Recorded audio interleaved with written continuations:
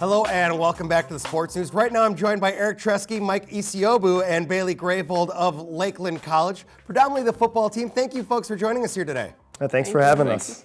So I want to talk about what you guys have been doing with the strength and conditioning program. Lakeland does that a little bit differently, so tell us a bit about that.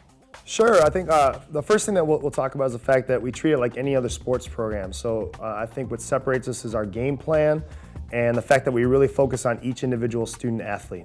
We do a lot of individual assessments and let that kind of set the trajectory for our programming moving forward. Really big on teaching movements. We want our athletes to understand the reason why we do what we do, and we found that to be very successful, and it helps us bring a higher level of intensity to what we do every day.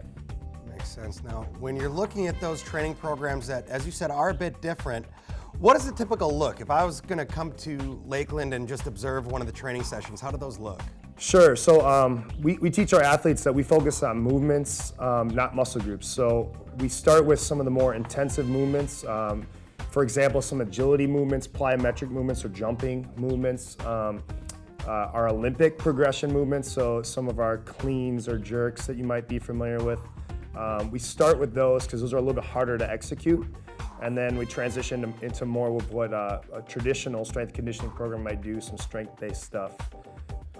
The highlight of it is our muskie challenges at the end. Our athletes work together in teams and do some really challenging stuff mentally and physically, but it's a big difference maker. What are some of the results you've seen from this program or this different approach?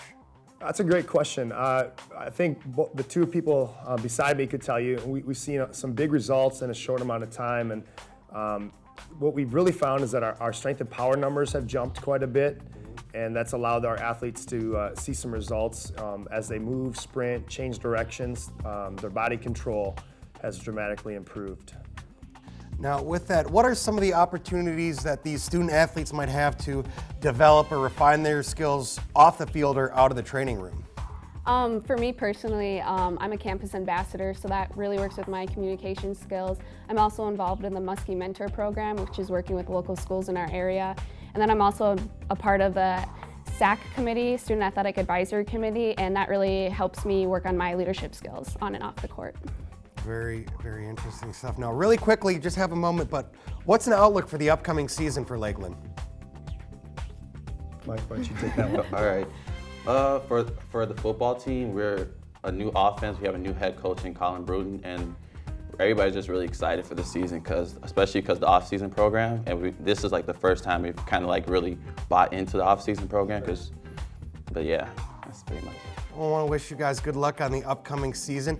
Eric Treske, Mike Esiobu, and Bailey Grayvold of Lakeland College, thank you folks so much for joining us here on the Sports News today. Thanks for having us. We'll be right back in just a moment.